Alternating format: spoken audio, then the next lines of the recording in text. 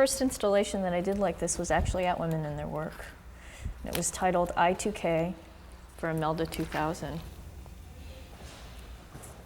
My work deals with the value of beauty, gender conditioning, classification systems, taxonomies and whatnot, and my identity as a Filipino American growing up in the US during the 70s. It's really funny when I meet someone and tell them I'm an artist.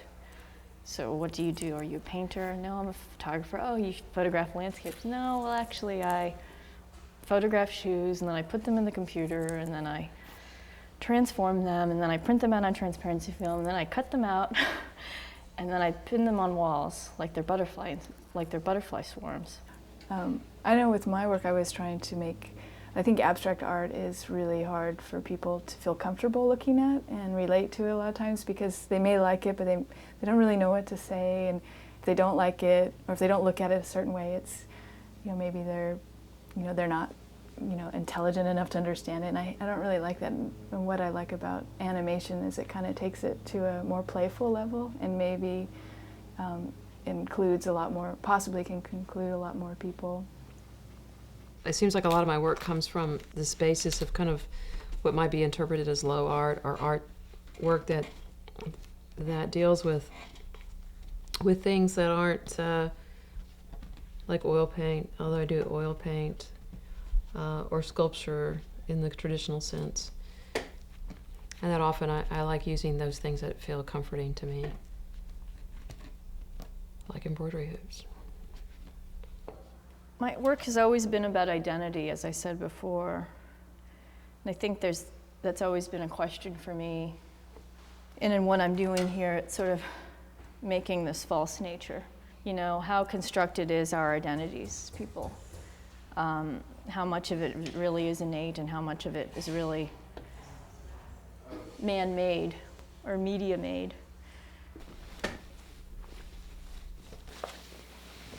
This fabric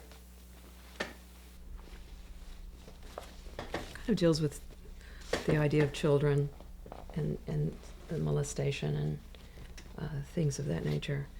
But these images that I started painting on here are from, originally they start off as images that one finds in Hieronymus Bosch paintings, the Garden of Earthly Delights from those paintings. And so some of these shapes come from those paintings, but also then a lot of them are made up. So I wanted them to appear like somewhat like sex toys, and the fact that children become that for people, for pedophiles. I never know whether I'm being too obvious or not, because I don't want to be. I would like a little interpretation from the viewer. I'd like the viewer to bring their own sensibilities to the table and not me cramming I don't feel like yelling at people. I don't want my work to be in someone's face and yelling at them, but a quiet discussion. And this one I think did.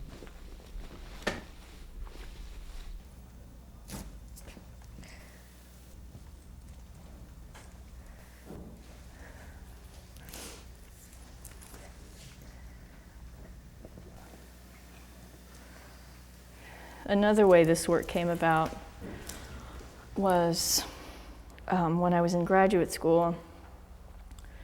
I was a semester away from my thesis show, and I hated everything I was doing. And I had this incredible critique with Frances Culpet, the San Antonio art critic, and she said, she kind of got the feel that I kind of wasn't happy with my work at the time, and she said the simplest statement that no one has ever said to me, and it was, artists make what they want to see, what do you want to see? And it's such a basic statement. I think you get bogged down so much in graduate school and in undergraduate with sort of like, how does it look, what's the composition like, and then further, what's the theory behind it, what's the concept, that it's almost like you lose all the visual from it. And I started asking myself the question, why did you start making work? I think there was a shift. Yeah, I think as I've gotten older, I've kind of thought that. And then one of the jobs that I have is I teach at the School for the Blind. and I teach art to kids, and just working with them and seeing how they work just really inspired me on the way that you can make things and just be totally joyful doing it and not worry about what you're making in terms of, I mean, there's a responsibility, of course, with what you make, but I think I'm talking about the why you make something, because you really like to, not because you're going to get recognized for it or compared or anything. It's just for joy. Like when I did this last piece, the animation piece, the idea was just to work every single day on something out of pleasure and not out of like, I have to make something that's going to be, like it wasn't about what the end was going to be, it was about just the everyday experience of enjoying what you're doing and believing that, and that the end will reflect the pleasure that went into the day, or the day-to-day of making something. And so trying to live that way and not really knowing what the end of anything's going to be, but just enjoying it as you go along.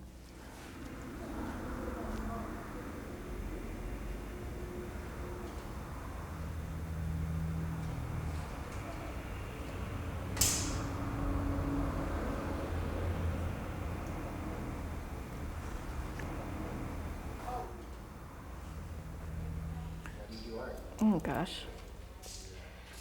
I don't know, I think there's something in me that just has to see these ideas come to life. You know, I think it's just, you know, an incredible way of expressing ideas beyond words, you know, in some ways, and in concepts. I think the first thing I'm trying to do is find out what I think about the issue and try to have some kind of understanding of the issue for myself. And it's a personal dialogue while you're making of how do you think about this issue. Yeah, I don't really get bogged down in theory because I don't really, I don't read it, I don't think about the theories. I have my own. I'm sure if someone else were to write about it, they have their theories. But yeah, I make things just to make things beautiful, to experiment, to explore. There was a big call for beauty. And I think, you know, over the past, 20 years, we saw quite a bit more of it in artwork.